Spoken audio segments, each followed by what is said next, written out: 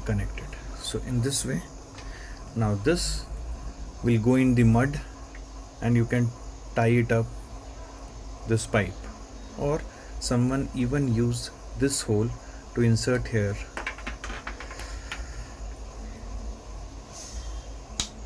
like this, and then they connect, and this they directly insert it in the pot mud so that it will hold the position.